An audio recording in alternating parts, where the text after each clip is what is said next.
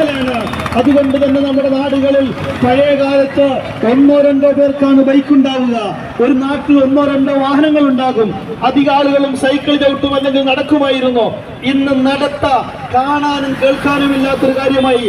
അവസാനം സുബഹിയുടെ സമയത്ത് ഇറങ്ങി ടൗണിലൂടെ യാത്ര ചെയ്താൽ നമുക്ക് കാണാൻ കഴിയും, വീട്ടില് അരപ്പുകല്ല് ഒഴിവാക്കി, അതുപോലെ കിണറിൽ വെള്ളം കോരൽ ഒഴിവാക്കിയതുകൊണ്ട് നമ്മുടെ 40, 35, 40 വയസ്സുള്ള ഉമ്മമാര് റോഡിലൂടെ നടക്കുകയാണ്. 2 കൈയും വീശി നടക്കുകയാണ്. കാരണം ഡോക്ടർ പറഞ്ഞു ഇനി നടക്കല്ലാതെ വേറെ മാർഗമില്ല, അല്ലെങ്കിൽ ആള് വെടിയായി പോകും, ആള് നശിച്ചു പോകും, ആള് പൊട്ടിപ്പോകും എന്ന് പറഞ്ഞപ്പോ, അതാ സർക്കാർ ഡോക്ടർ പറഞ്ഞപ്പോ ആളുകൾ നടക്കാൻ തുടങ്ങി. വിശുദ്ധ ഇസ്ലാം നമ്മെ പഠിപ്പിക്കുന്നത് നടക്കണം, മനുഷ്യൻ നടന്നു പഠിക്കണം, നല്ലതുപോലെ നടക്കണം. എല്ലാ ദിവസവും യുവത്വത്തിന്റെ ചിഹ്നമായി, SYSന്റെ സംസ്കാരമായി, സമൂഹത്തിന്റെ സംസ്കാരമായി നടത്തം മാറണം. പ്രഭാത നടത്തം അത് മനുഷ്യന്റെ ശീലമായി മാറണം.